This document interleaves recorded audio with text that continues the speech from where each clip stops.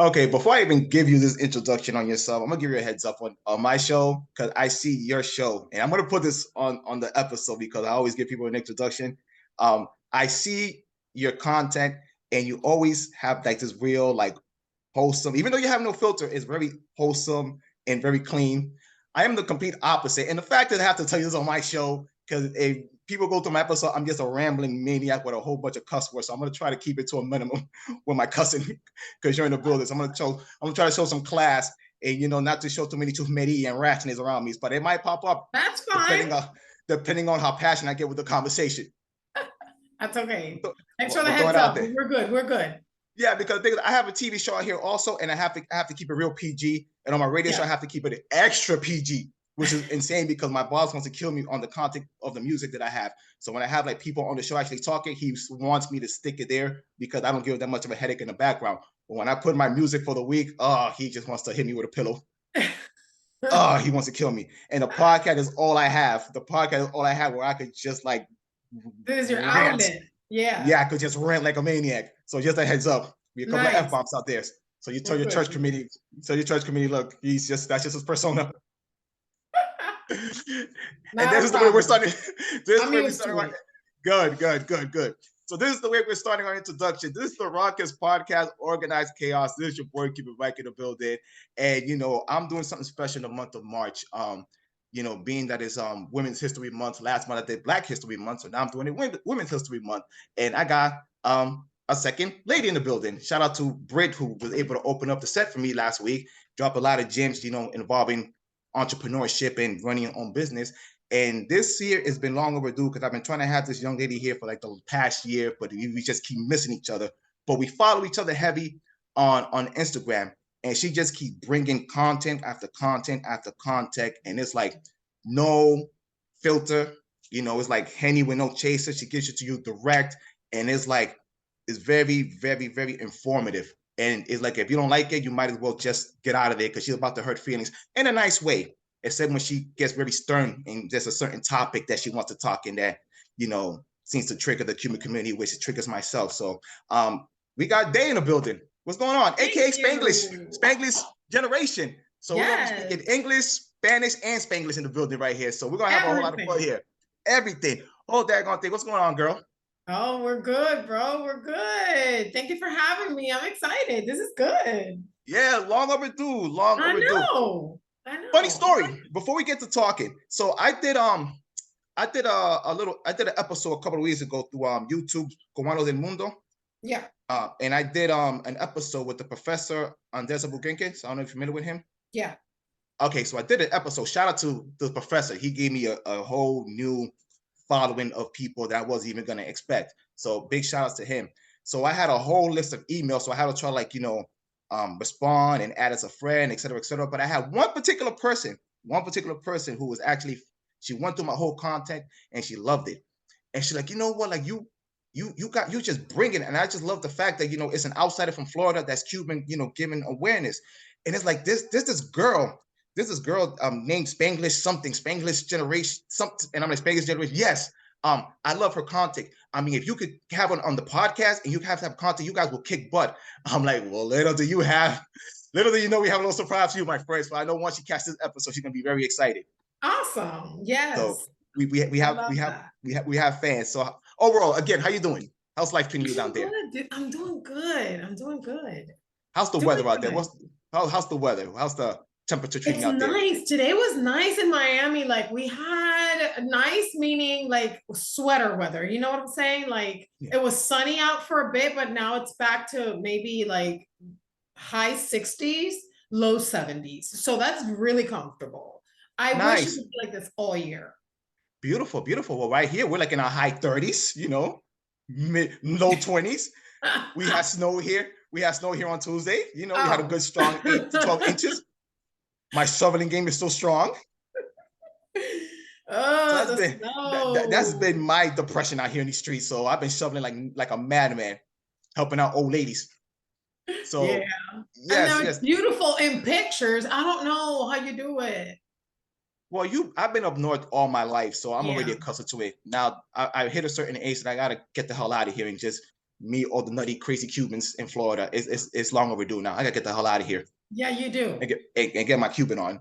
Yes. So let's get this thing going. Dave, tell us about yourself. First and foremost, before you tell us about yourself, how the heck you got your nickname Spanglish Generation? Let's start off with there. Always interesting. How did that pop off? How you able to give your nickname Spanglish? I just came up with it because I always speak Spanglish, and I could never, I mean, never say never. I mean, I can if I concentrate and I think about my words. But when I'm in my like element, in my environment, I mix up both languages, and people always, you know, found that to be interesting. Now, I'm not the only one who does that. Like, you know, a lot of people, most people, right? Like we all do it. And so it's kind of strange for people who only speak one language.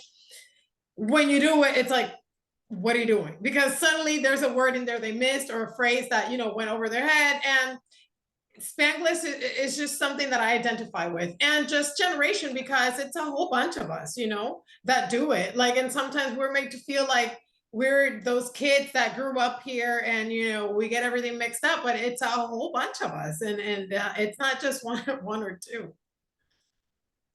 I hear that 100%. Again, when I did the professor show, he did mine first because I was trying to get him on my show. I wasn't expecting him to go on his. So when I did his, he like just loved the interaction when he was doing when we was doing or whatever. And he was like, I would love you to come to my show and, you know, tell your part of your story and tell your life. And I'm like, you want me to speak Spanish? I haven't done it in 3 years. I just moved to a white neighborhood. I just lost all my Latinidad. Once I went to that place, I just sold out. I can't. The only time I speak Spanish is with my family. He's like, no, it'll be great. It'll be great. He'll, you know, I'll help you flow, whatever the case may be. But, you know, I did the show, and, you know, I flow with it very well. There were certain times that, you know, I was losing the gist within the conversation. I had to get my Spanglish on, but he helped me power through it. And I know in the Latin community, you know, if you don't speak Spanish or you miss a couple of words, they'll be like, este chico not even go on like that. He don't even missed a couple of words right there. So, so I didn't have to go through that. I had a lot of support. So thank you for being very nice to me, Cuban community in Florida. Thank you very much. Absolutely. So give us a brief intro of yourself. Like, where did your life begin? I was born in Cuba. I came to the United States when I was 8. My parents came, my dad's a pastor. I grew up in a pastor's home.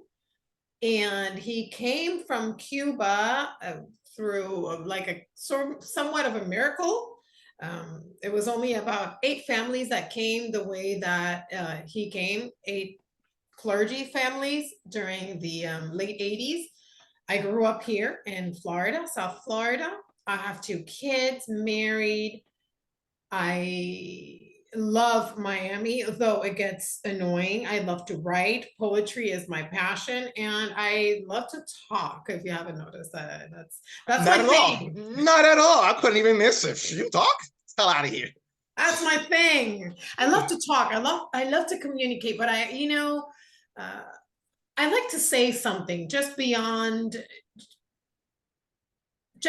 words. You know, I like to communicate feelings and stories and emotions. And I think that the power of word, whether it's written or spoken, it's underrated. And in today's world where everything is just said, you know, bluntly, we lose the taste for what it feels like to listen to something and read between the lines, you know, and look for a deeper message. Like that's somewhat lost, and I'm a fan of that. So that's why I appreciate poetry so much. And I don't do enough of it anymore, at least publicly, you know, but I'm always like secretly writing in my journal and stuff, but that's not something that I give up easily. That's dope. You know, I would have never thought you were born in Cuba because I don't hear your accent. I do hear it, but I don't hear it as thick as others. Right. And another thing is too, I always ask, you know, a Cuban, whether they're from Florida or even if they were born in the States, what's their story? And every time I brought a Cuban to the show, it's like, what's your story? Because I live in a predominantly Dominican neighborhood with a little bit of Puerto Ricans on the side. It used to be 50-50, but a lot of Puerto Ricans, they left to Orlando or Philadelphia. I don't know what they're doing in Philadelphia, but they're out there.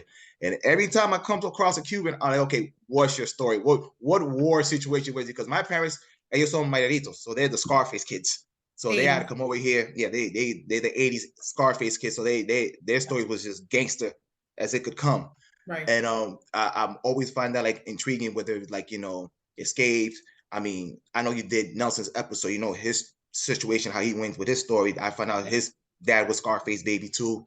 You know, either you left from abode, or right now you got the fun thing in Mexico, or even the lottery. If you're lucky, a parent will co-sign for you. So it's always like an adventure leaving Cuba. Always an adventure. Always. So leaving 8 years old, do you remember what it's like living in that as the liberals call it, socialist paradise, utopia? I do. And I'm pretty sure what I remember now is very different in my head. You know, if I were to go there now, I'm pretty, well, obviously it's unrecognizable because it gets worse by the minute, you know, but I do remember, and I always say that if I would have stayed in Cuba, I would have had a really, really tough time, because I am not the type of person to stay quiet about things. And that was the same when I was little. I remember being, you know, my dad, we grew up in a Christian home, and my father used to always tell me, you're not like Che, we aspire to be like Jesus. And so, you know, in Cuba, when you are doing, you know, roll calling in the morning, you have to stand in line and do that whole situation. You are, you swear to los pioneros, and you do your, you know, communist consignas. Now, I don't even know how to say that in English now, but, you know, your slogans. And it was pioneros por el comunismo, seremos como el Che. You know, pioneers for communism, we will be like a Che. Pioneers are a group of students of a certain age, and they belong to los pioneros, which they did like activities and field trips, etc. And so I never said seremos como el Che. I was never, you know, because I was taught differently. So I didn't aspire to be like a Che. And that was something that meant a lot to me at my young age. And I was taken aside, and I was, you know, punished. They didn't allow me to go on any field trips. Every time that there was an activity, like where the other students were having fun, I had to be in the principal's office, and my parents were called because, you know, the school was concerned because I wasn't showing enough enthusiasm, you know, and cooperating with these slogans and these whole activities. So yes, I do remember Cuba, and I did have that particular experience, which was very bitter for a little girl, you know? And I know now that had I stayed in Cuba and kept that path, it would have not been a good story. Like, at least not a happy one. When was the last time you went back? I went back in 2016, was it? 2016, and I hadn't been in a while. That's the last time that I'll be back. The only reason I went is because I wanted to meet my mother-in-law. You know, my husband has his mom there, and, you know, family is sacred, and I admire those people that have sworn never to go back, even though they have their mother there, or their father, or their, you know, their child. And you know, I wanted to meet her, and so I decided to go with him. And quite honestly, I'm glad I did, because I saw things about Cuba that I didn't know, and that I had heard about, but even I didn't believe thoroughly, because I'd never seen them. I grew up here. So to be faced with that reality was completely, like, it opened my eyes to a different level. And I think that also helped me be more vocal about the situation in Cuba, because I was able to see it, like, as an adult. And I was heartbroken, among other things. You know, it's funny you mentioned that. My mother, when she left Cuba, she never went back. And, you know, I think the one thing that kills her of not going back there is able to bury my grandmother and her great grandmother. They passed a couple of years ago, and that's one of the sacrifices, as a lot of Cubans do when they come over here, and they have strong beliefs. So those are the two times, like, I saw, like, my mother, like, really, really lose it, when my great grandmother and my mother. I mean, when my grandmother died, it stank, because we were at a distance. I was far away from where she was at, and I couldn't even go because it was a blizzard that day. So I was just, it was a blizzard. So I know she was here by herself. I know a couple of neighbors came to consult her, or the case may be, but it wasn't the same. And one thing that she also mentioned that she wanted, two things. She said, I'm not gonna have any kids in Cuba. I don't want none of my kids to grow up in none of these circumstances. And it's best I left now than that I get older, because she would have been in jail by now. She definitely been in jail, and she has a mouth on her. She has a mouth, and just like you, it was just like you, because she was like very. When it came to like making speeches and speaking on behalf of the class, she was very vocal about it. So for whatever reason, like the teacher picked her to like do the Che poem or anything that's revolutionary. She's like, I'm not doing this shenanigans. I'm not doing it. Get my behind. I'd rather get this detention. And I guess there was these schools that they used to take these kids to, that I guess on the weekend, that you get to see your parents, or the case may be, and she was caught up in that nonsense. And it got to the point that she was like so misbehaving, they won't let her go back to see her mom. So that was like a punishment. But she's like, I don't care, I'll thug it out. I'm not doing this. You're not gonna force me. But the more she kept being rebellious, the more she could get in trouble. She's like, okay, these kids getting escalated, the older I get, I know something's gonna happen to me. I gotta get the hell out of here. Gotta get the hell out of here. So it is insane. So when you first came here to the States, what was like the first thing that was like shell shock, coming to one extreme to another? Oh my gosh, there were so many lights. Like, we were coming on the plane, and I had been on planes in Cuba, and I'd never seen so many lights. Like when we were flying over Miami, like coming into Miami International Airport, it looked like lit. Like the whole city it was amazing. And I remember people started clapping. The first thing that I remember like that vividly in my head was gum. Gum. I couldn't believe that the gum was so accessible, like bubble gum, like chewing gum, and we were in a car, and in my aunt's Cadillac at the time. And I couldn't believe it. There was air conditioning in the car. There, we got to my aunt Nana's house, and there were grapes. I'd never seen grapes. There are no grapes in Cuba. There was a picture, I think it's there till this day, maybe not, of a broccoli and cauliflower on the wall. And I would look at it and I would say, what is that? Like it was also different, and I think that just those little things are in my mind till this day, of like the first few hours in the US. Grapes, dude, that's sad. Grapes and gum. That's like, that just tells you, like the level of just separation from the world, at least in that time. Maybe now it's different because we have the internet and they have some access to the internet. But back then, dude, like, no, I was shocked. I remember a while ago when I had an aunt of mine that she went to Cuba, and before she came to Cuba, she came to our house to, like, give the family the hand-me-downs. And like the one thing I gave them was a PlayStation 1 video game. This 2006, I want to say 2007. So I gave them a PlayStation video game. By then it was already advanced. I had already had a PlayStation 3 right now, so I'm already advanced or whatever. But I remember I gave them this console video game, and once I gave that to them, like my cousin called me, and it was like so grateful because they never seen such an advanced game like that. And in my head, I'm thinking, well, you're two PlayStations behind here. But that was just the thing. They were so grateful to have just something as small as that we take for granted. And it bugged me out. I gave him that, and I think I gave my cousin one of my which I don't even know why I did that. I think I had like the Santa Claus spirit for Christmas. I gave him like my newest pair of like Michael Jordan sneakers. I'm like, here, enjoy it, because I already had enough of them. It was my favorite. I don't know what gave to me. I'm like, you know what? I'm gonna give him my favorite one just to the Lord see that I've been a decent human being. My favorite.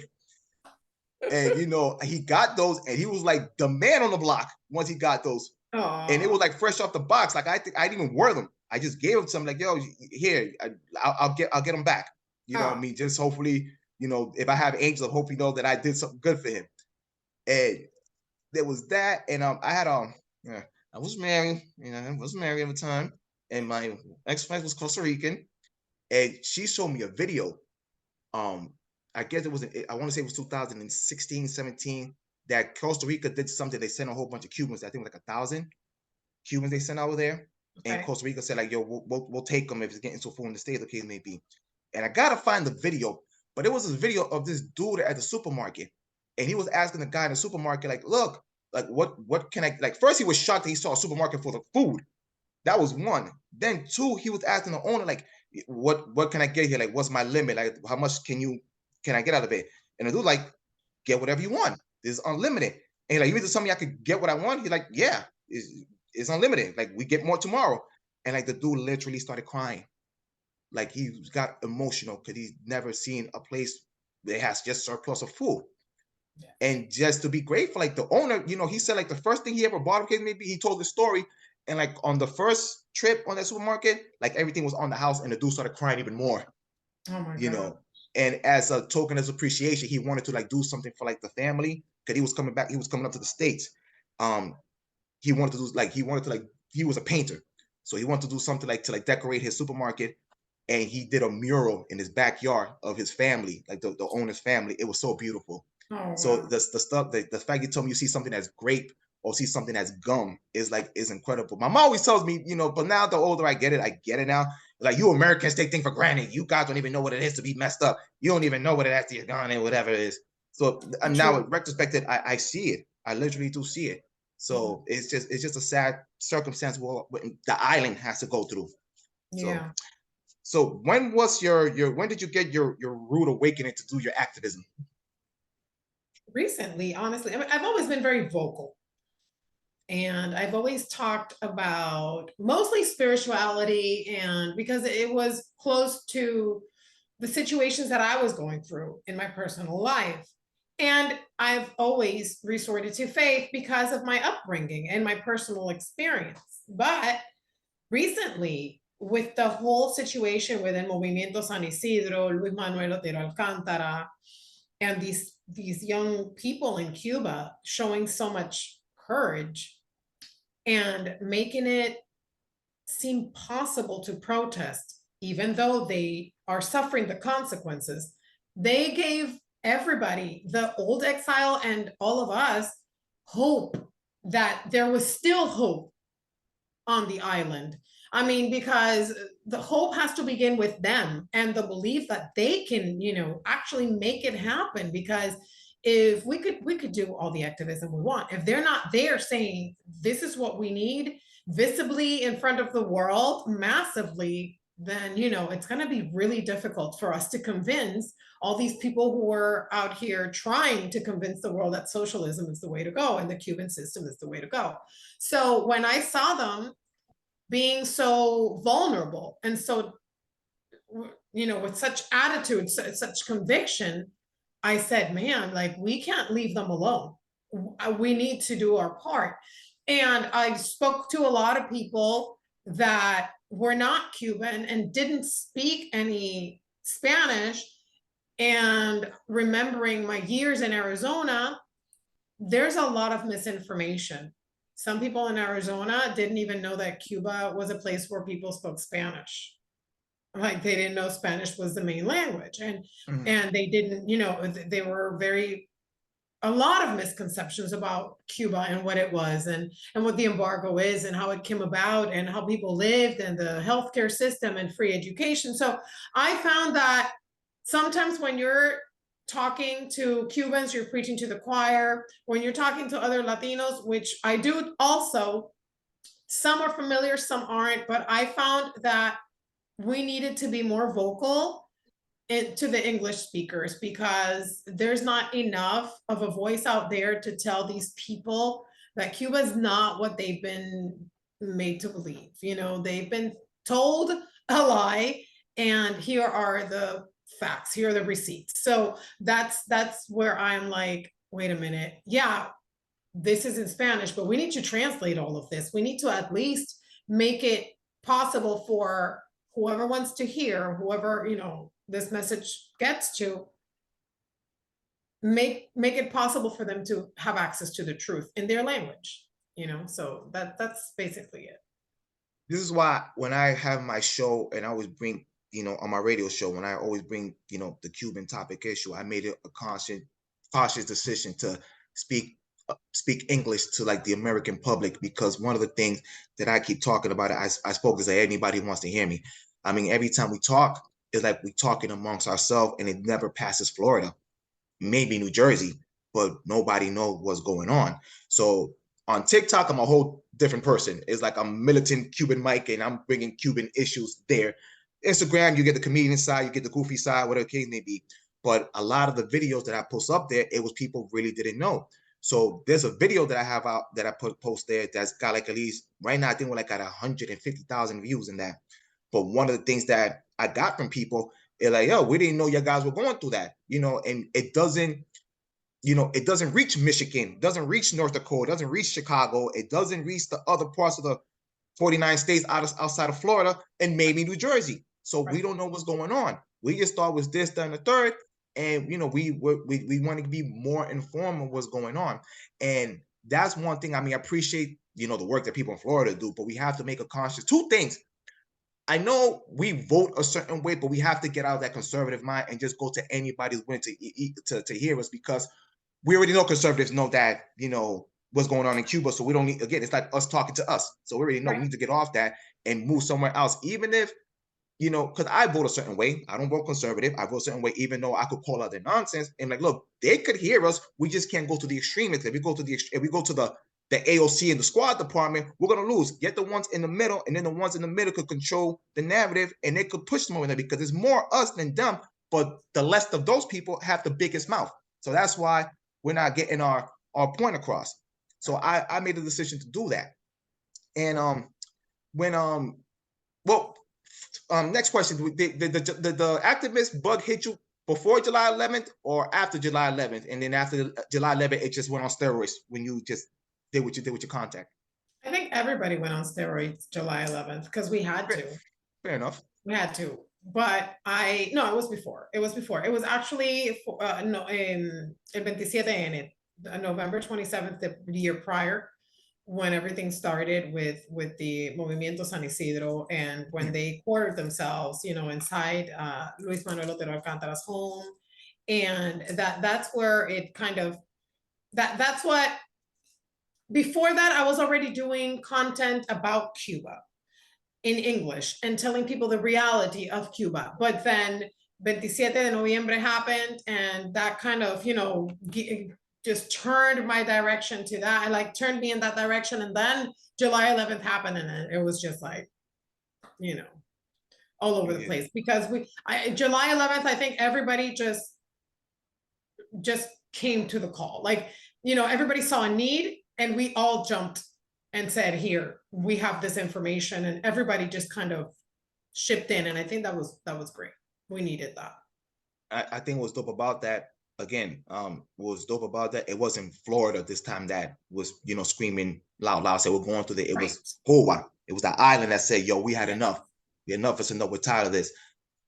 COVID could have been, the final straw, but it was other dynamics that happened pre-COVID. Because I know when you watch, the misinformed media, they'll say they're fighting over medicine and COVID, and we have evidence amongst evidence saying that is not the case. So it was funny, because when that happened, I was actually in Florida on vacation when that happened. I was on vacation, and then all of a sudden it was like, breaking news, Cuba's going into a protest. Breaking news, people in Miami protesting. Breaking news, like every 15 minutes, all your local channel was really, really on it. So I called my mom, like, Mommy, esto está pasando in Florida. Yeah, I'm watching it right now on YouTube. And as again, us, the community, know about it. But then I was calling my friends out in Massachusetts, like, yo, are you watching what's going on in Florida and Cuba? They're like, no, nothing that's been shown in the news. No one's been and I think by like once everything started dying out, they started to show in the news, but it was like a protest in Cuba. Now onto sports. You know what I'm saying? It was like a quick 30-second thing going on. You know what I mean? Even when the thing happened with the when Obama did his nonsense of not lifting the embargo, when he cut off the embargo and the wet foot dry foot thing, when he cut that off, it was like when the news hit Massachusetts, like, breaking news, wet foot dry foot is off. All right, now the weather. That's it. And I could assume once that hit in Florida, it was like a minute to minute play by play what was going on. So that's the thing that we're going through right now up here. So it's like I'm fighting, tooth and nail to just like bring as much awareness as I can with the little, power I have with the radio show and TV show. So that was my thing. And with my, funny enough, my shenanigans started on November, I want to say November 20. When did the Castro die? 26, 27 of November. I know it was like a day before my birthday. Whenever he died, I knew it was I just laughed because he died on a Black Friday. So that's the only thing I find hilarious about. He did that. I remember that. Yeah, he died on Black Friday. So it was the 27th. Yeah, because my birthday was the following day. So that was when my shenanigans hit. But I remember on social media, it was like it was weird. Yeah. It was really like in my world, it was weird because I found like this odd praise towards him. Like he was like some kind of weird like hero leader, like this perception, like he was like the little guy that stuck it to the man. And I'm like, this is not the fucking story. And I have people that I know that call me like, yo, you must feel bad that your president died and this, and a third. I'm like, no, this is not my fucking story. And I was just losing my thing. And then once I started like preaching online, it was like the people that was like, you know, in the extreme side, it was like, oh, you don't recognize your real leader. My favorite, oh, he must have you must be a Trump supporter. Yeah. It was all this other stuff. Yeah, it was like I didn't get the Gusano part. I think if somebody would have called me a Gusano and they live in Massachusetts, I would have punched him in the face. I'm preaching violence here. I don't care. So that would have been the case. But I was speaking to my mom about this, and I'm like, yo, what's going on? And you know, I guess by then she was just defeated. She's like, you know, it is what it is. I mean, people with a real good conscience, they know he was a villain, but you always have those people that just like romanticize the story. You know, they bring up Africa and you know medicine, but we know the real story. I'm like, why aren't we doing something? And like, no, I'm tired. Like, it is what it is. I'm just hoping, you know, the people. The one thing she always said to like until it happened, like the only way the world's gonna listen to us is once Cuba fights that fear and take it to the streets and finally say we had enough. Fast forward to 6 years later, that's what happened. And that's when everybody, and even when that happened, my mom even found some minutes to be like, yo, I gotta talk my stuff. And it was so dope when I actually had her on my podcast, because prior to this podcast, I was like a group of us. And you know, once they saw what happened, they had my mom on the show. And this is the one I actually fell back on. So it became like it was supposed to be a 15, 20-minute brief interview, ended up being like 2 hours. And just like you, she likes to talk a lot. So like she took over the show. So there was things about her that I didn't even know that she exposed herself within you know the show, which I didn't know. And it was like I asked her when the show was over, like, what let you do that? She's like, yo, I gotta tell my story, because if I don't, people gonna think it's sweet out here. And she took, you know, whatever pain and sorrow that she went through, that she let it all out. It was like therapy for her. And and right after that, I will say this, fast forward, on my end, people started to get it. They got what's going on. And I think what's dope about my friends, shout out to the friends that I have, the real ones, they started hashtagging Cuba SOS, Patria Vida, like non-Cubans, like everybody that know me, they got it and they understood it. Right. And a lot of people listened to my mom's episode because they didn't know. So I think once they got that and they got that romanticization off the system, it's like, okay, it's real out here. So we gotta, you know, we gotta support our people out there. So that was the one thing that was dope about it. It brought awareness. And I've been a madman. I've been to New York, I've been to Jersey, I've been to Florida. I went to the big one in Washington. Like I met so many wonderful people out there. It's just this took me to a whole nother realm. And then me doing this whole thing with social media. I mean, I gotta give a shout out to you, because you've been reposting a good portion of my stuff, and you gave me a couple of followers yourself. So 100 thank yous. Of course. That's what we're here for. You know, we're here to just kind of bounce off each other and take the message forward.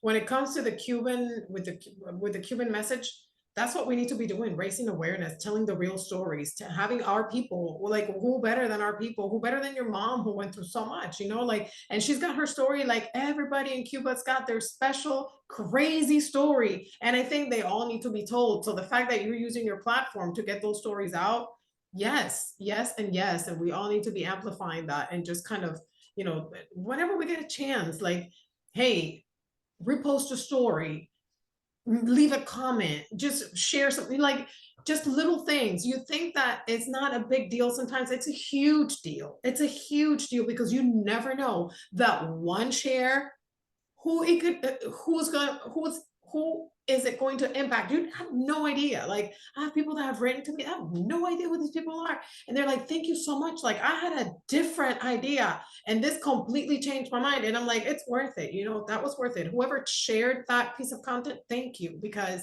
the message got to a different level. And I just I get people who write to me that are families of political prisoners, people who, you know, fought, people who were with the revolution and then realized that was a piece of shit and they turned, you know, on it, they turned their back to it. Said a bad word. You said a bad word. Oh, no. Oh, do we have got a him? Got him.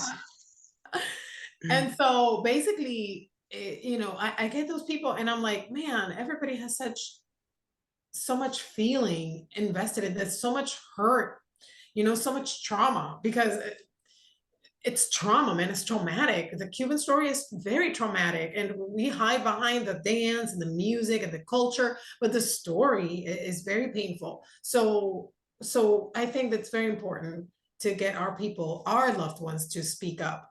And I was thinking about doing the same thing, getting my dad, you know, to talk about what he went through as a minister in Cuba, because, you know, religion for a long time was I was gonna go to that. I was gonna go to that. How did he manage to balance that out? Like, was it a secret thing? Was he like, you know, reading a Bible in secrecy while nobody was watching? How was he able to finesse his spirituality, religion with the revolution? In the years that he became a pastor, congregation was allowed, but it was heavily monitored. And even though, you know, certain things were still illegal, like there are pastors that were friends of his that went to prison because they were reading Christian literature in a public park. They were taken to prison and they served time for years for reading Christian literature in a public park. But, you know, we had state security infiltrated in every congregation, listening to every sermon, and calling him in case he said something that might have been complicated, or, you know, that they may have a problem with. It was very, very absurd. And all I gotta say is, those people that stuck through and were faithful to their faith, whichever it was, those are some brave people. And during those times, especially, even more so, because they risked it all for their faith, for a belief. And I think that, I mean, I know there's always fear, you know, in Cuba, and that's what's kept people from protesting, etc., the fear. But I think that if people can grab onto some sort of faith, and that's, you know, Fidel cut off all faith, religion, everything. It like, Cuba is an atheist state, you know. It's just recently that he's allowed, you know. He kept Santeria though. He sure kept that Yoruba thing going. Good, right? I wonder why.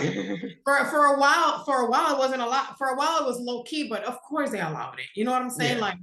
You know, but if you think about it, no matter what it is, even if it's just faith in yourself, in your abilities, faith is gone in Cuba. People don't have any confidence of a future. They don't have faith in tomorrow. And so I think that it's seeing those people of faith go through years and years of oppression, of having to hide to go congregate, you know, and do their meetings and stuff. Seeing those people go to prison and come out and still be faithful and still, you know, proclaim like their beliefs. It's possible, but it's gone in Cuba right now, you know, and people don't have that. And so I just know all I can hold on to is the fact that it's possible because it's happened before.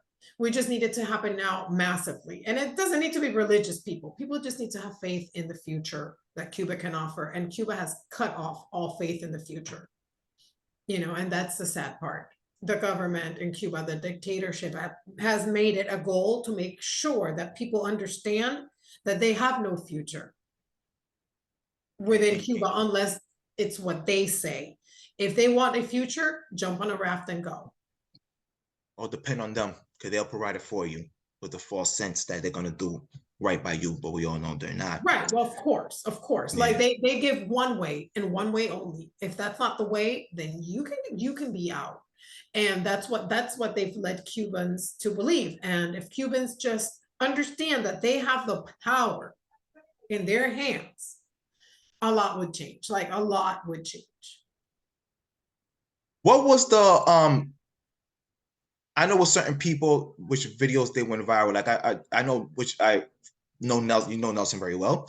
There was the video he did that went viral. I don't know if you follow Gracia. I know the video of hers that went viral. What was yours that went viral? Because I've been trying to find it. I don't know which one that got you the notoriety that it did within, what was going on, if you remember.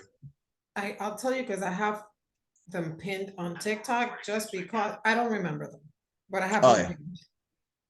There's one that actually was posted in 2021 in June 21st, 2021. Oh, pre-July 11th. Pre-July 11th. Oh, all right.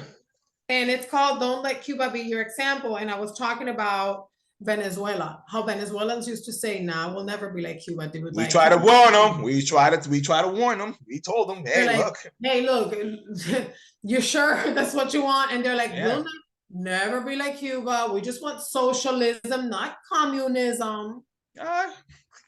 And Colombia's right there, tiptoeing right behind them too. So we try to warn them. We've been trying to warn them.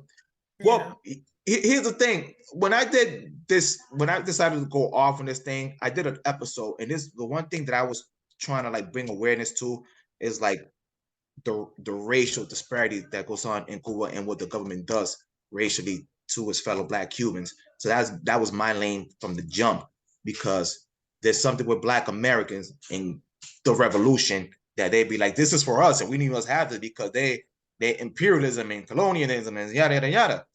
And I mean, it started off with my grandfather. So before my mother, my grandfather was the one with the mouth that said, I'm not dealing with this. If I could find a way to get away from this thing, and he spoke. He went to jail, went to his nonsense, whatever the case may, he got over here. So he was the first. And he was like, look, when he lived through Batista and he lived to the Castro thing. And he's like, this system that they're trying to throw at me, it's not, I know it's not this. And if I have to get in trouble, and he had a lot of opportunities thrown at him, and he lost it all just for talking. So he was the first one that opened his mouth. Then came my parents. And once he told me his story, I gotta find a way to finesse this. And this was damn near 6 years in the making. So first of all, I live in Massachusetts. So my joke is finding a Cuban in Massachusetts like winning the freaking lottery. You gotta hold tight to that mug because you don't even know, where you found him at or when's the last time you're gonna see this person. It's like the equivalent of the golden ticket from the Willy Wonka movie. So I was lucky. I was lucky to find 5 Black Cubans in Massachusetts, and I was able to, to make a podcast episode with them, and they was able to share their experience. And that was the one that got me out of here. And I was like, look, if I get because the thing about it is I was gonna put the video up and let's see what it does. But then my mom saw the episode. It's like, no, you gotta. She became like my manager. Look, you gotta cut, paste, send it to your friends. Your friend got sent to your other friends. You send it to Florida. Give me an episode. I'll send it to everybody. You gotta do your shenanigans and let this thing out. And I was like, all right, because I thought I was gonna get lucky, because I know when you posted your video, when Nelson posted the video, I'm gonna put it out and see what happened. You have no intentions of going viral. You just like, okay, a whole bunch of people watching me. Now that I got your ears, let me tell you more what's going on in Cuba. And I just said, okay, let's see what happens. I'll roll the dice and let's see what kind of good luck I have. But it became something else. I did my initiative. I sent it to all the organizations out in Florida. I sent it to all my friends, and that one was the one that hit. And I was good with 100 views, but it got more than that. So I'm like, okay, I guess I'll take this and run with it. So that was definitely helped out the situation. And now people are getting, being more awareness of what's going on. There's people that became full-blown socialists and communists, but not because they know me. They actually know me. They're like, okay, maybe this might not be it, because I'm seeing the other side of it. And the thing about it is you do got your maniacs saying like, well, that's not real socialism. I'm like, they're not going to expose yourself with real socialism. They're going to tell you the good side of it and the pros. They're not going to tell you freaking cons. It's like, if I meet a person and they're a terrible human being, they're going to show me their terrible ways. They're going to show you they're nice to me. So that's what it is. So that's the part that gets frustrating. So I made a conscious decision to at least talk to that neighborhood, because unfortunately, even though the white counterparts do talk about what's going on, they're not going to listen to them, because you're not them. You're not their skin color. You're not going to relate to them. And I got a call for what it is. Unfortunately, white Cubans, especially in Florida, they got a terrible reputation of being racist in Florida. Got a call for what it is. So if we could change the dynamic and have other people telling a story that could be more relatable, then we could, spread that message around and be like, well, this is what it really is. This is what it looks like from our perspective. The funny thing about this, a lot of these people that claim they're this, they love Santa Cruz. They love Santa Cruz. And I'm like, do you know her freaking story outside of the music? Do you even know? Do you know what she went through with that system of, her leaving, being black, going against the system, not letting her back, to see her grab? Do you even know the story? And surprisingly enough, they don't know. They just know, they just know the music and that she did Sesame Street. So it's crazy. It's so ironic that they idolize Celia and El Che at the same time. At the same time. And the thing about it, Che hated y'all niggas. He hated your asses. He hated y'all and he hated gay people. That's what there's two people he wanted nothing of. And the fact that black people still admire him and gay people, they're still on this weird thing that blows my mind. Yeah. It's like seeing a black person with a Confederate flag. I'm like, that represents my friends. But it's whatever. I'll let you be great. I'll let you be great. But though, and then they're the same one that give me crap if I have an American flag shirt. Like that represents white supremacy. And really, do you know what you're rocking, my man? Do you really know what that represents?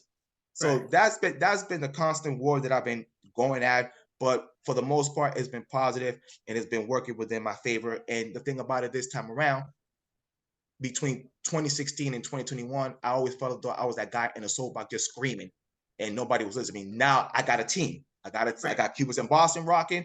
I got Cubans in New York and Jersey rocking. I damn know I got my people in Florida rocking. So now I got an army.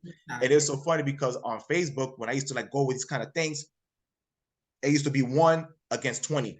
Now it's like 40 against 20. Now I got my army. Do you really want to? And you got very passionate people telling the story. You're trying to defend this. I went through this. My mom went through that. My family, and they all back up. Because all you got to do is get aggressive with them, and they'll definitely back up. And they don't want the problems. I'm like, you know what? I'll just do with my American nonsense. And that's what we got to do now. Just be aggressive. And we got to make a conscious decision to fight and tell our story, because I've been screaming at the top of my lungs. I'm at war in Massachusetts. I'm at war, whether it's the city council, the senators that are pushing the embargo. I know you posted a video, the 5 people trying to sign that off. Massachusetts, the state representative Jim Montgomery. I'm at war with these bastards. I think they definitely know who I am by now, so I know I'm giving them a headache. But this is the thing I've been going through. But I'm putting up a good fight, and I'm just waiting for the next confrontation, because it is going to happen. And once that goes in, I even told my people in New York, you guys got to come help me with this one, because now they're not, now they're just lying and showing their asses now. They're like, I'm lying, and what you gonna do about it? It's like, what, 1 Cuban around? No, I need a team here to have that confrontation, because once they get that confrontation, they'll back out. They'll definitely back out. So here's my question I want to go through. How do you feel about The View? The View. So annoying. Yeah, The View. So annoying, but at the same time, I see you such an avid fan of the show, and you just call out their shenanigans. What I do, I do enjoy. I do it because I hate that show. I hate that show. I'll tell you something. I wish with all my heart that Whoopi Goldberg would have stuck to acting, because I love her as an actress. I love Sister Act is one of my favorite movies, Sister Act 1 and 2. And I love Whoopi Goldberg as an actress. And so to have to listen to her say the things that she says, I mean, we don't have to, because you have to watch it. But it's man, just to know, it's man, such a disillusion. But I think the show is a propaganda at its best. It's very divisive, and I am very surprised. I shouldn't be surprised at this point, but that mainstream actually protects that, and of course, they promote all things that would help the Cuban dictatorship thrive, even though, of course, they say they're against dictatorship, etc.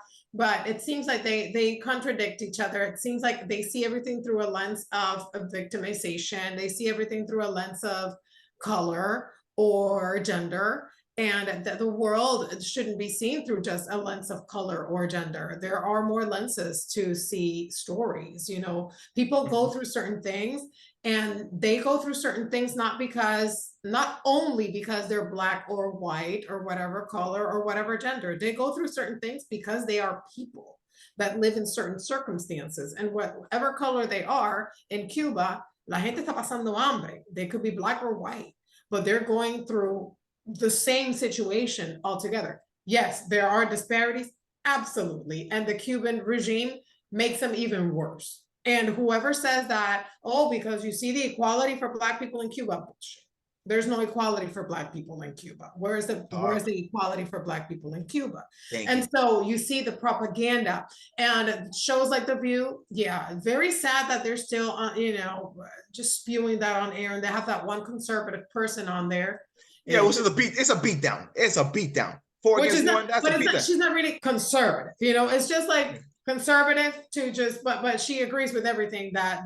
Wait, is that the Anna girl? Is which Ecuadorian? No, Anna. No, Anna might as well be. Anna might as well be a complete absolute liberal. She says she's a conservative, but you know she's not.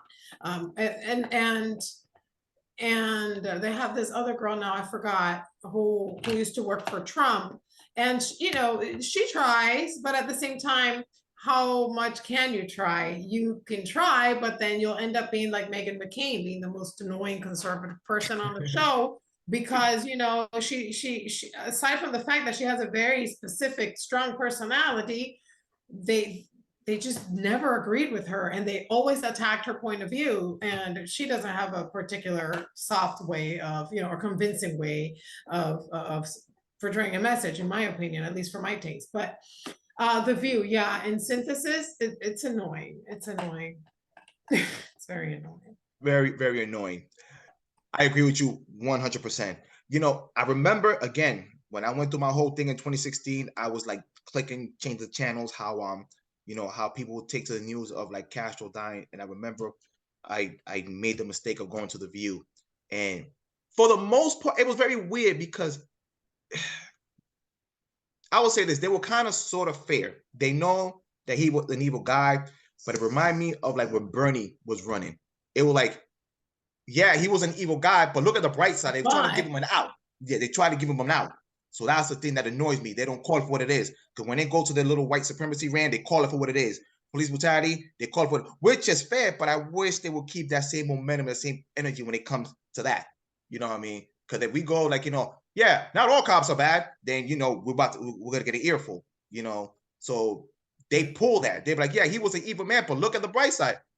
Education, literacy, yada, yada, yada. And that's what Bernie did in his campaign. Like, you know, yeah, it was a dictatorship, but he gave out education, which is a good thing. And, you know, trying to give him a man an out. So, yeah. And it was very weird because they did that. And then fast forward when Bernie was running, the same people that was trying to give him an out, now they were using that against Bernie. Like, how you gonna say that it was that, you know, he was an evil man in education side, like he murdered and had fire squad. I'm like, yo, chick, 6 years ago, you said something else. You were agreeing with his nonsense, but I know mainstream wasn't a fan of him, and they did anything to try to take him out, which, you know, I was for that because I wasn't a fan of the guy.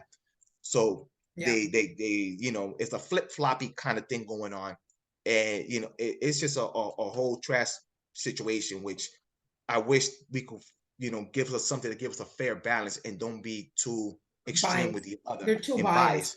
Yeah, that's the thing. And I you know, I get at work. I'm at war with myself with these people because I try to maintain my composure. Because again, I vote a certain way, and I believe it's some sort of liberalism. I can't even say it right now. The liberal bullshit, that shit. So I understand that part. I just, again, don't go to the extreme. You know, and the second you call off, they'll be like, it's like, what is it? Like, with the second you don't agree with them, you're a Trump supporter. That's the thing I get thrown at me. And just 5 minutes ago, you were supposed to champion tolerance, and we're supposed to agree to disagree or try to meet each other like halfway. And they don't do that. And that's the part that gets really, really aggravating, because now I'm seeing the hypocrisy and I'm seeing the contradiction. It's like, oh, you're just faking the funk on me.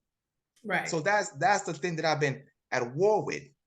So also, I follow your content, and I've seen, you know, certain things that you do touch upon that it gets very taboo, aka the drag queens in school, the transgender situation. I feel a certain way about it. If you catch my episodes from 2020, whatever, I'm a maniac. I sit a certain way with it. I don't give a damn. You're a man. You're born a man. I don't care how many pills you get or how many certs you get. You're not going to convince me. And I have a lot of crude jokes. So once I make it and I become mainstream and somebody comes after me, you know what it was already. It was a muscle move, and that crew's trying to get rid of me. But I'm keeping that shit. I'm keeping it. Yeah. So Do you get any like hate mails or anything like behind the scene? Because I know I actually got some hate mails and DM stuff coming from people that don't agree with my content when I offend the world. So how do you handle those situations? I don't get so much hate mail. I get a few messages here and there that are, I wouldn't say hateful, but strongly disagreeing with some of the things I say. It mostly goes down in the comment section. It mostly goes down in the comment section. And a lot of people do say, oh, sit down with your transphobia or stuff like that. But I just think that this shouldn't even be an argument. It shouldn't be. This is not something we need to be arguing about. And the fact that we have to argue about it and we have to actually clarify what's going on, it's really scary, to say the least. It scares me beyond, it scares me more than other things, because this is not an ideology that you have to convince people that we really lived through the oppression of communism. Like, this is having to convince people that biology and science are undisputable. Like, this is having to convince people that truth is truth. And then people say, well, I have my truth. No, baby, there's truth. You have your experience that you could call your truth, but there's one truth. And when it comes to biology, that's a fact. When it comes to religion, that's debatable. We could have 1,000 truths and I could be okay with you believing that, and anybody believes, that's fine. When it comes to science, numbers, formulas, that's biology, dude. Like, there's one truth and there's one fact, and the fact is that we have two genders, and that's just it. Now, do you want to identify as XYZ? You can, but that does not legitimize biologically that you can become that. So I think it's very sad that we're going through having to explain that.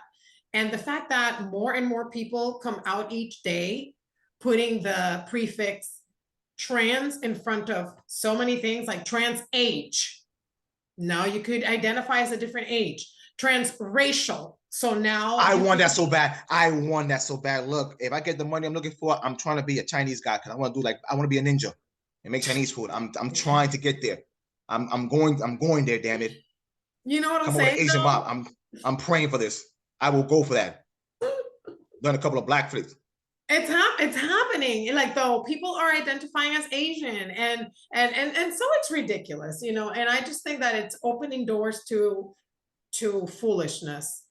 And once you install in the minds of people that they can actually challenge nature, like actual, but then you've lost it, because you are really just creating delusion. Like, you're really creating people that really believe they can challenge nature, and nature cannot be challenged. Like, nature's going to kick our ass. It's kicking our ass already. That's the thing. But I'm saying, if we keep going with this nonsense, in 20 years, that's it. We're gonna just like we're gonna eliminate ourselves. 100%. One of the things that okay, you live in Florida, so that makes you deal with DeSantis. And I ain't on the front, he's growing on me. That little bastard is just growing on me. I have like a weird liking towards it, because he's like very, again, heady, no chaser. He calls it for what it is, like it, not like, and that's what Florida wants, because you guys voted for him big time out there, and it was a mopping. It was a mopping. I'm somewhat of a fan, but not really. Like, I have mixed feelings about him. Yeah, it could be what it is, but he's growing on me. And then there was an issue that happened, I guess, last month. It had the whole thing with Black history and the queerness, and they were trying to like sneak that in. And I talked about it with my old podcast crew, and he thought he was being racist. I'm like, no, I'm seeing this. I know what it is in law, because this is what BLM did back in the day. They were using Black pain to use other agendas, which worked, and we didn't even know what they did like years later. This is going to happen. And this is what I have an issue with that particular community. Every time they go to some oppression or push an agenda, they always go to the Black community. And that's the part that enrages me. They don't do it in Latino month. They don't do it in Women's month. They don't even do it in their month. There's been a lot of Black queer gay people that put a lot of things, but they weren't fighting for queer rights. They were fighting for Black History Month and Black History stuff per se. Right. But they don't push them in the month of June. So now what they're doing is they're trying to underhand the situation and push them like that. So now whoever activist you could think off top that did, you know, conscious decision Black things, now they're going to push. And he was gay also, and he was also a queer person. I'm like, yeah, but that was his own privacy. That was his privacy. And two, he wasn't fighting for those agendas. And if he did, let's push it for the month of June. But they don't want to do that. They want to do it in that day, for they could be like, well, you should go to support it, because like the Black struggle is like the gay struggle. They're like not even close, and they're doing that again. So I'm glad he put a halt to that. I'm so happy. And you know, again, if you want to celebrate, you know, a lifestyle, by all means, go for yours. Just one, don't push it down my throat, and do it when whatever time you guys are being celebratory within your section. You know what I mean? And we can all get along. Well, but we don't need to be exposing our private choices. Why is that? Since when do we develop or base our respect toward people based on who they sleep with or what they identify as? And we're making it seem as if we have to carry a sign with our pronouns, because people need to, I mean, that's not, who cares? Like, honestly, you are a person and you should be respected, period, no matter what you call yourself. And you should be okay with someone approaching you and calling you whatever you look like. You know, you look like a he, you're a he, buddy. You know what I'm saying? Like, I don't have time or space in my mind to right now have to remember every single pronoun of every single person that I am going to come across. It's just not a thing, and it's just not realistic. And we really need to accept that. And we are not accepting it because, again, we're challenging nature, we're challenging reality. And like you said, you know, DeSantis is pushing back. I don't agree with all his pushing back. I do agree with the fact that DeSantis is so smart, dude. DeSantis is not stupid. He's got a strategy and he knows how to play to what he wants. And I know he's going to aggressively pursue whatever his goal is, whether it's the presidency, and which I'm sure ultimately it is at one point. Whenever that's going to be, I'm pretty sure that's his ultimate goal, but he is really aggressive and smart about his moves. I think that he is pushing back with this whole gender situation, and I appreciate it. But I also think that it can backfire, you know? But then again, you kind of have to be that harsh because these people do not back down. They don't. So how do you push back in a gentle way? You can't. You kind of have to be an asshole about it because there's no other way to get through and say, you know, because you're like, excuse me, let's do this orderly, and nobody listens to you. At one point, you have to just slap the table and say, look, you know, listen the fuck up. So it's like, I just think that, you know, the man has its pros. He has his cons. And we have to take it for what it is. He's a politician. I don't trust any politician, no matter who they are. So I'm always cautiously, you know, proceed with caution. That's always my thing. Like I'm not crazy about any of them. So I do appreciate he's doing a lot of great things that I am aligning with. But I'm waiting for him to prove me wrong. You know what I'm saying? Like, I'm always like, I'm waiting for you. I'm waiting for you. Yeah. Well, let's see. Good luck on that situation, especially with him. Cause I know he's a live wire and he's really trying his hardest to be like Trump 2.0, just by the way he moves and even with his attitude. So I see where he's going with this. And he has a little bit of momentum right now. So I still think Trump is going to take it. But for now, he's giving him a run for his money. He's getting it and he's enjoying it. Yeah, for the moment. All right. So this okay. I was trying to have this conversation with Nelson, but I can't get in contact with him. Hopefully when he comes up, you know, we could do an episode together. But I had a conversation with the professor, and you know, if you catch the episode, we talked about this. What is the deal with Cuban progressives, especially in Florida? Like, I'm trying to figure them out, and I want to have them on my show to like have like a non-biased conversation with them, because I'm really trying to figure them out, because they claim they're for us, but then like they move funny. And the best example, I put this on a meme. Like the best example I could give Cuban progressive is like somebody who's saying I'm against racism, I'm against white supremacy, but then scream all lives matter. That's the way I look at them. I think Cuban progressives, well, you know what, maybe I don't know how this is going to sound. They're just a product of the public school system. That's basically it. Oh. And yeah, and so Yeah. based on that, just draw your own conclusions. I mean, usually there are people who were born here who have Cuban family who really haven't been vocal enough within their circles to tell their stories and raise children that actually stand up for what is right and know where they come from. A lot of these people don't know enough about who they are because their grandparents, their parents didn't really talk about it. They just lived their lives and forgot about Cuba. And that's the danger of just moving on and not talking about where you come from and not talking about the struggle and not talking about the racism and not talking about the coming in a raft and not talking about how we got kicked out of Cuba. And it's not that you drill children with the information constantly, but you do have to create a culture where this is known in your household and it's passed down. Because if not, then you have Cuban progressives who have no idea where we come from, have no idea what the story is, and they're still saying that Cubans had plantations when Fidel came to power.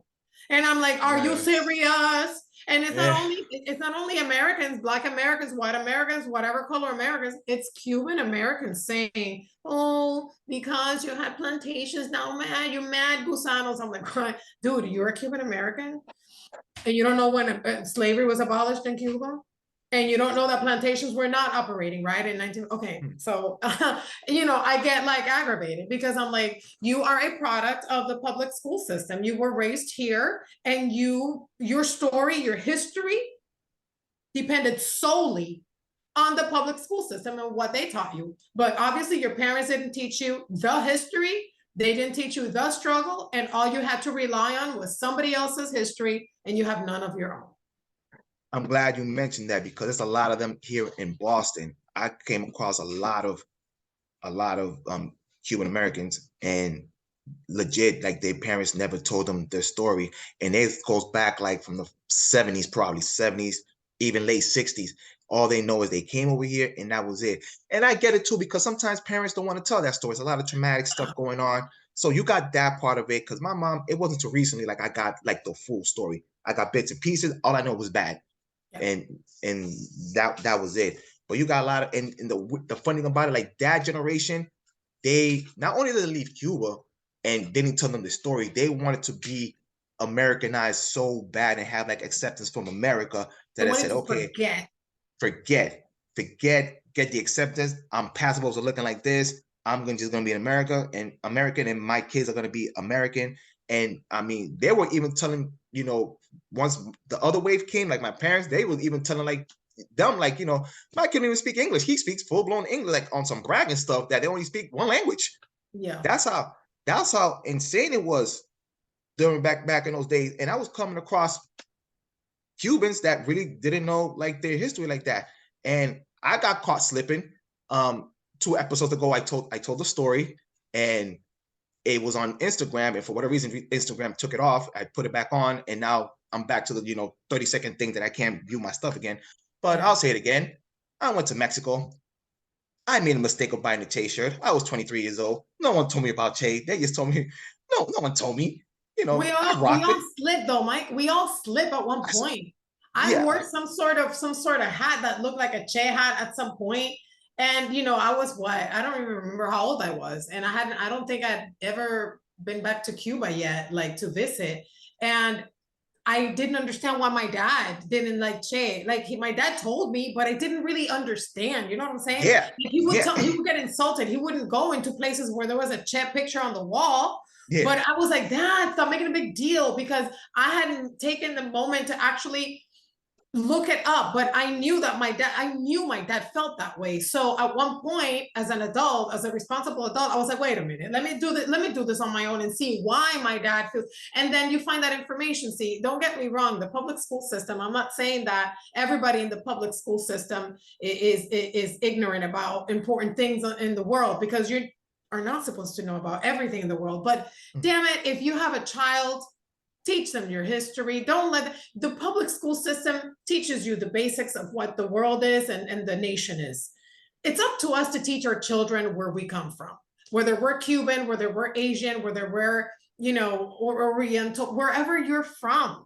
You really do need to instill that in the kids, because even if they don't pay attention to it or they brush it off, at some point in time, they're going to want to research, and they're going to remember what your position was, and they're going to have some sort of breaking point in order to do more research. But if they have nothing, all they have to rely on is what they've been told.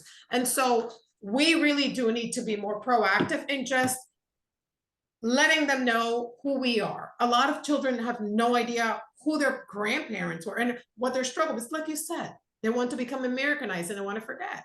And that's understandable, but look at the results. Yeah.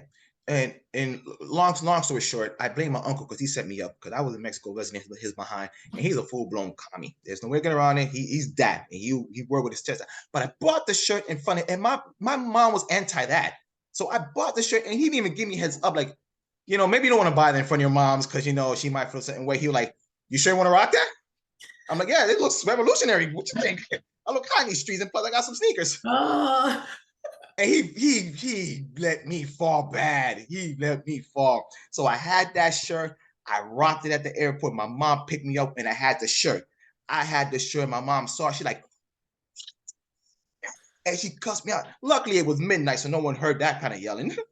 So I'm like, I'm trying to be a revolution, mom, because, you know, that's what they taught me. It's like, no, take it off. I'm like, well, I'll get arrested for a decent exposure. Can I at least go outside? Go. And then, like, you know, she's like, you don't know what you just did? I'm like, no, just tell me what I did. So she gave me a whole yelling thing. She called my dad. My dad was like angry, but it was more calm down. But it was my grandfather that really sat me down, calm and collected, and could be like, all right, this is what went down, this is that. And I'm like, yo, y'all never told me. Y'all never told me. And I read one book of him, but the way the book, I was so young when I read the book, but I remember when I read the book, they made him look not evil or bad, more of a complex character, like he was trying to do good things, but he ended up being evil in the end, and then he was trying to be right again. So he was like in a war within good and evil within himself. That's the way the book was being perceived when I copped it. And plus, I'm a hip hop nerd, so when you see this hip hop artist rocking the shade shirt, I saw Jay-Z with a shirt. I see all these artists with their shirt. Okay, you think this is what is it? But then once you know, my family got to the nitty gritty, we're like, no, this is what really happened. I'm like, oh, next time you want to give me this, give me some game, and this way don't make me look like an ass when I come back from the freaking airport. You don't yell at me. So that was my wake up call. Yeah. We all have our moments. Oh, jeez. So we're about to wrap it up here, but before I get out of here, I follow your contact, and I gotta ask you this: were you like an inspiring like actress before you end up doing this content thing? Like, did you like the theater or play, or was there something you wanted to do like behind the scenes of the camera? Because I've been seeing videos with you with wigs on, and like these like 1930 Marilyn Monroe's kind of outfit, where, you know, where you try to do like a little content on your YouTube. So what's the shenanigans about that? Because I could relate. I took theater.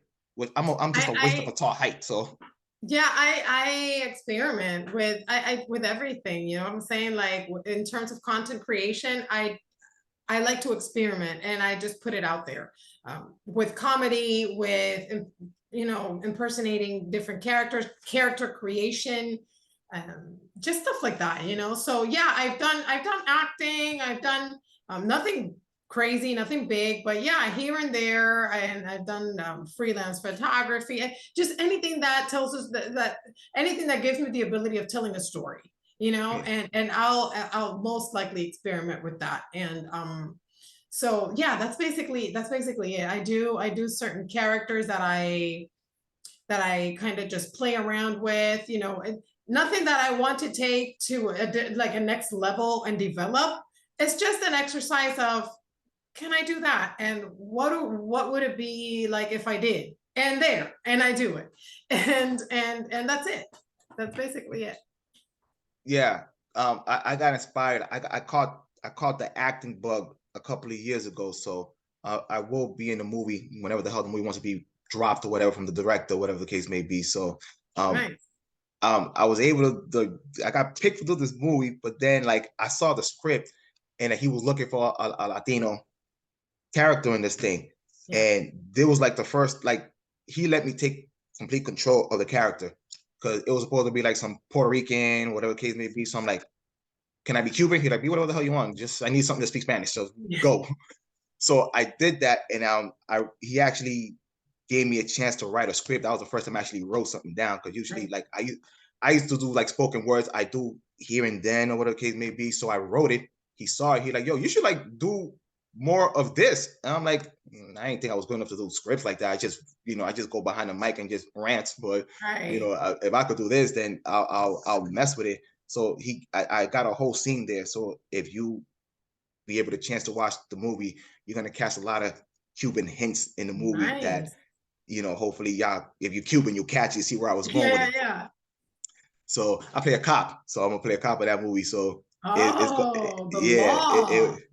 enforcement. I become the man in that movie. So it was really dope. So I got a chance to get the acting bug, and I've been trying to like do that again, but I'm doing this and then I'm doing the other couple of things. So I'm trying to I've been checking out for a couple of scripts, and I've done a couple of auditions myself. So if this activism thing ain't popping up, I'm going to Hollywood and selling out. Good, and yes. You can do both. I'll join the Illuminati and then see what happens from there on. See what kind of blood sacrifice. When you win your Oscar, you could just scream Padre Vida. I'm waiting. I will. Because I know Hollywood tends to lead a certain way. So right. It reminded me of you remember what happened to the actor Richard Gere? When? This was back in I want to say 2000, 2001. I don't remember. Well, he said something.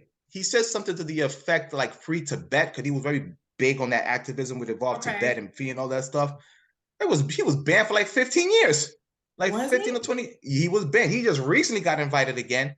And the Oscars got to give him this. I don't know if they apologize or whatever the case may be, but it is that because he got political.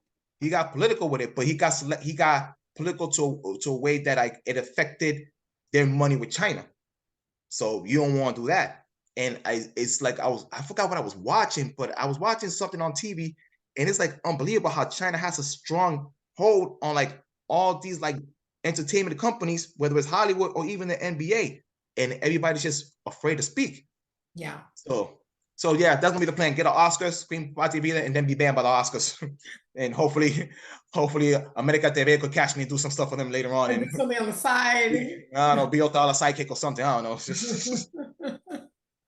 Whatever the case may be, man. Hey, look, I saw the episode. I went back and heard the episode with you did with Montana, and I know he has a dream or a plan to try to do something movie wise, because I know he's a comic book head. So once I find where the hell he is, I'll be like, yo, I want to roll, buddy. I want to be a mutant or something. Want to be the crew. Give me something, man. Give me some kind of superpowers, whatever the case may be. Morph, transform. Give me something. Let me fly. Laser my eyes, whatever. He's got a good story. He's got a good story.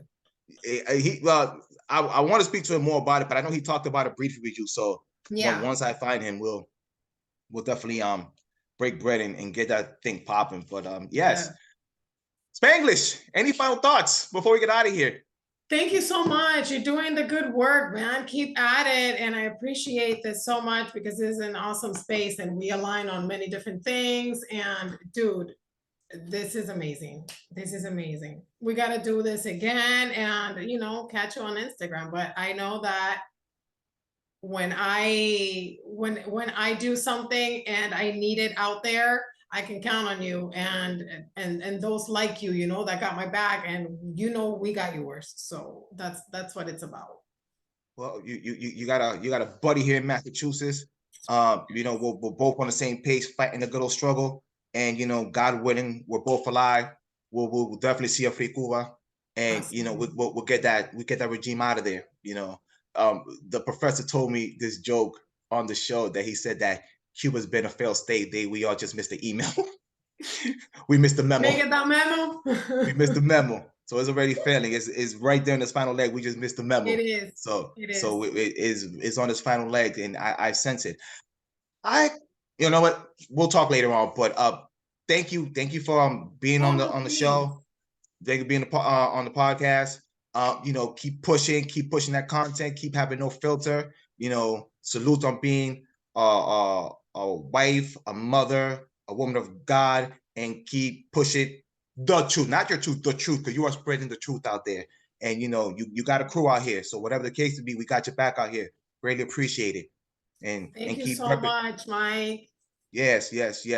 So this has been the Ruckus Podcast, Organized Chaos.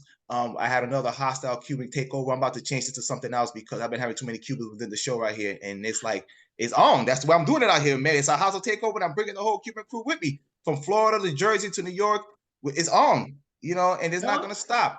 Yeah.